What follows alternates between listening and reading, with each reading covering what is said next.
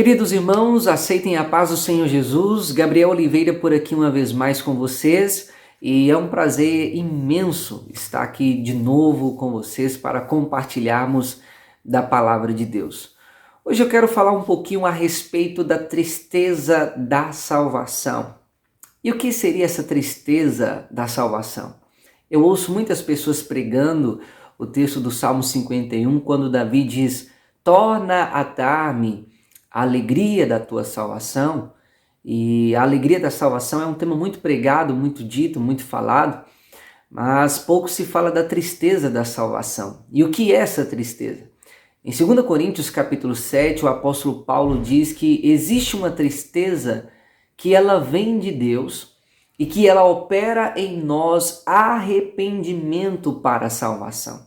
Essa tristeza nada mais é do que um coração quebrantado, do que um coração contrito, um coração compungido pela palavra de Deus, reconhecendo os seus pecados, se humilhando diante de Deus e clamando e suplicando por perdão, misericórdia, reconciliação e salvação. O homem que está verdadeiramente arrependido, a mulher que está verdadeiramente arrependida, é um homem de luto, é uma mulher de luto, é uma pessoa que está se humilhando, se quebrantando diante de Deus, e isso é extremamente necessário antes que Deus abra o caminho para que nós possamos experimentar essa bendita alegria da salvação. Mas quando a gente lê 2 Coríntios capítulo 7, o apóstolo Paulo ele vai fazer algumas distinções entre a tristeza que vem de Deus e a tristeza que vem do mundo. Provavelmente você já deve ter passado por essa experiência, eu já passei por isso e conheço pessoas que passam por isso, que quando erram, quando pecam contra Deus, às vezes sentem um pesar tremendo em seu coração, uma angústia profunda, uma tristeza, uma falta de sentido, um vazio, e às vezes até chora ali no momento, mas aquilo não provoca nenhuma mudança, nenhuma alteração no comportamento daquela pessoa.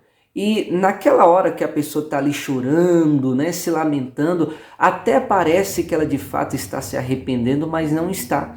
É apenas um fardo que está na sua consciência e ela deseja se livrar disso, mas uma vez que ela fica em paz com a sua consciência, ela volta a cometer aquilo que ela fazia antes. Mas a tristeza que vem de Deus, ela é diferente. E aqui eu queria colocar algumas distinções entre a tristeza que vem de Deus, que opera arrependimento para a salvação, e a outra tristeza que Paulo diz que é a tristeza que vem do mundo, que opera a morte. Então a primeira coisa, a tristeza que vem do mundo, ela traz pesar, Ao invés do homem se livrar do peso do pecado, ela vai trazer mais peso sobre ele justamente porque ela não resolve realmente o problema. Ela não lida realmente com o problema, é só um paliativo. Ali no momento a pessoa pode até se sentir bem, mas depois ela vai se aprofundar cada vez mais no pecado e na tristeza causada por esse pecado, sem se livrar desse fardo que esmaga a sua consciência. Mas a verdadeira tristeza que vem de Deus e opera arrependimento, diz a Bíblia que ela não traz pesar. Na realidade, ela faz com que esse fardo do pecado caia dos nossos ombros e nós experimentemos a leveza que é o fardo de Jesus. Você deve se lembrar de Mateus 11, quando Jesus diz: o meu jugo é suave e o meu fardo é leve. O verdadeiro arrependimento, ele remove esse fardo esmagador do pecado, e coloca esse fardo leve de Jesus sobre nós. A tristeza do mundo traz cada vez mais pesar. A tristeza que vem de Deus, embora ali no momento ela trata com a nossa consciência, ela trata com o nosso pecado, ela nos fere, ela nos machuca, mas depois ela traz cura, arrependimento e salvação.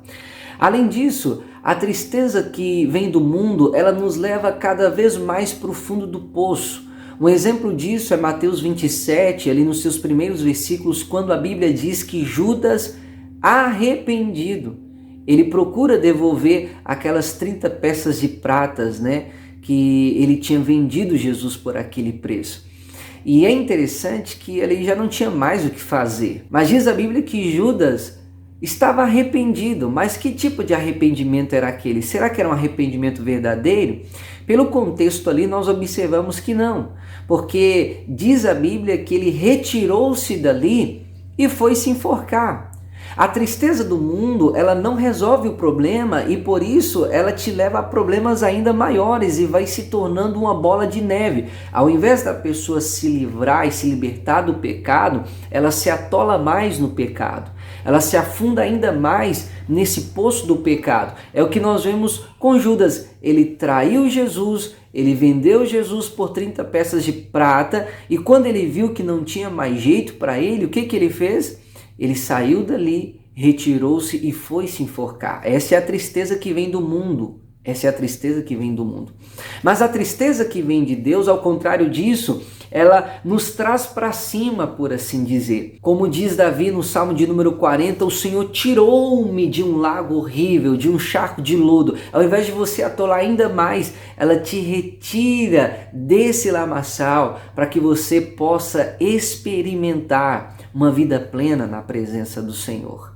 A tristeza do mundo, diz Paulo, gera a morte. Foi o que aconteceu com Judas. Ele retirou-se e foi se enforcar. Diz a Bíblia que ele era um filho da perdição, ou seja, ele se perdeu não apenas nessa vida, mas perdeu-se por toda a eternidade.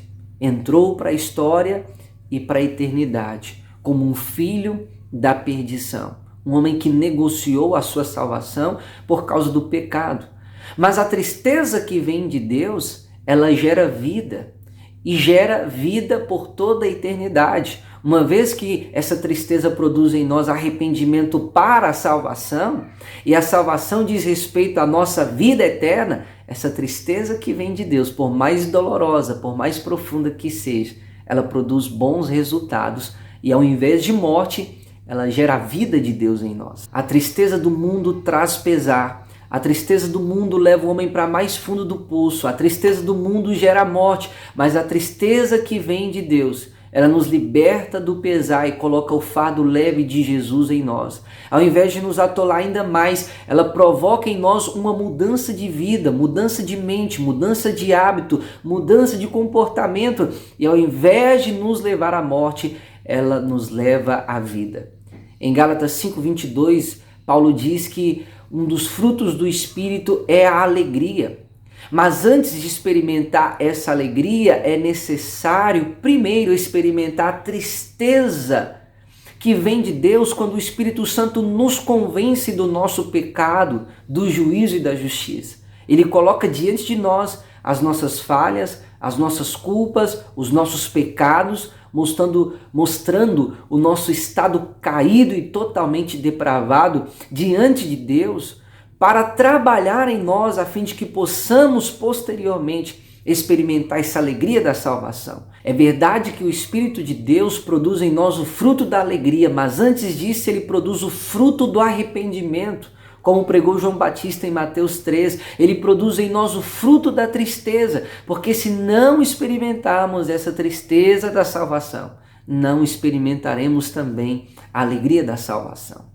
Na sua carta, Tiago diz: chegai-vos a Deus e ele se chegará a vós. Limpai as mãos, pecadores. Vós de duplo ânimo, corrigi os vossos caminhos. E ele diz ainda mais: converta a vossa alegria em tristeza.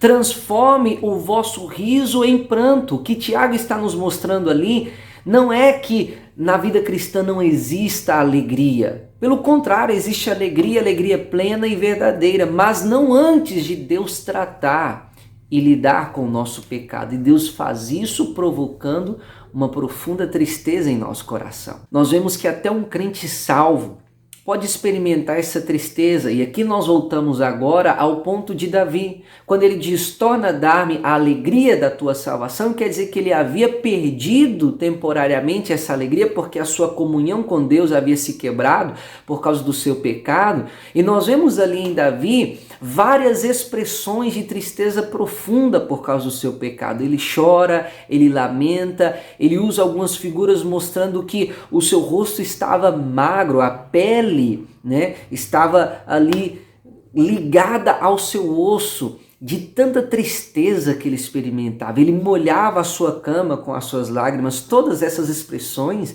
nos mostram um lamento profundo, uma tristeza profunda, e o Espírito Santo faz isso a fim de que nós possamos reconhecer a nossa necessidade diante de Deus. O Espírito Santo perfura, atravessa o nosso coração com a convicção do pecado e nos leva a um quebrantamento tão profundo, porque sem isso nós não podemos experimentar a alegria da salvação. E sabe por quê? Quando o crente peca, ele se entristece? Justamente porque ele entristeceu a fonte da sua alegria. Se em Gálatas 5:22 mostra o Espírito de Deus como a fonte da alegria cristã, na carta aos Efésios Paulo diz: e não entristeçais o Espírito de Deus. Se eu entristeço a fonte da minha alegria, o resultado disso é tristeza. E eu devo voltar-me a Deus novamente em arrependimento, orando como Davi orou. Torna a dar-me a alegria da tua salvação. A boa notícia de tudo isso é que quando nós experimentamos a tristeza do mundo, essa tristeza que não vem de Deus, é como se o diabo abrisse uma brecha, uma ferida em nós e deixasse essa ferida aberta. Mas quando nós experimentamos essa tristeza que vem de Deus, é como se o Espírito Santo fizesse um buraco em nós, uma ferida muito profunda e grande em nós, mas depois ele passa o bálsamo, depois ele sara, depois ele cura. O propósito dessa ferida é nos conduzir até Jesus Cristo, o médico, aquele que não veio para os sãos, e sim para os pecadores. A minha pergunta para você é: como tem andado a sua vida com Deus? Será que você não está alegre demais? Será que você não está feliz demais?